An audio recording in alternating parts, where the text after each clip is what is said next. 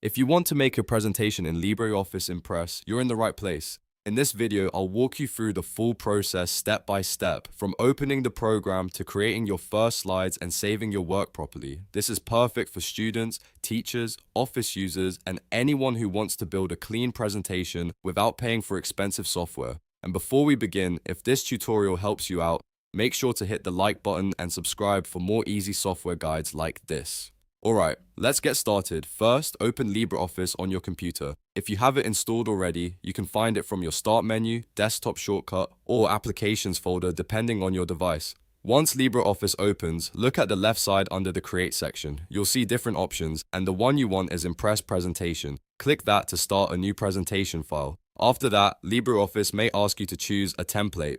A template gives your presentation a ready-made design, which can save time and make your slides look more professional right away. If you see template options, take a moment to browse through them and pick one that matches your topic. If you prefer a simple blank presentation, you can choose that too. Once you've made your selection, click Create. Now you'll be inside the main Impress workspace. The first slide is usually your title slide, and this is where you should enter the name of your presentation and any important subtitle or introductory text. Click inside the title box and type your presentation title. Then click the content area and add a short description, your name, the date, or a brief summary of the topic. Keep this slide clean and easy to read because it sets the tone for the rest of the presentation. After finishing the first slide, you can add more slides by going to the top menu and clicking Slide, then selecting New Slide. This is the fastest way to build your presentation one section at a time. Every time you add a new slide, you can place different information on it, such as bullet points, images, charts, key facts, or step-by-step explanations. If you need another slide, just repeat the process and add as many as you want. As you work, you'll notice the right panel on the side of the screen.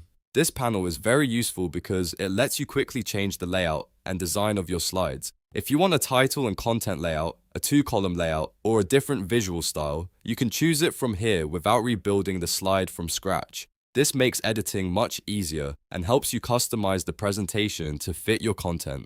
You can also use the right panel to adjust the overall look, like theme styles and formatting options, so your presentation looks polished and organized. Take your time with this part, because good layout choices make a big difference in how professional your slides appear. Continue adding slides until your presentation includes all the points you want to cover.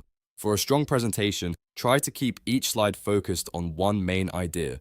Don't overload the slide with too much text. Instead, use short points, clear headings, and simple visuals where needed. That makes it easier for your audience to follow along and understand your message.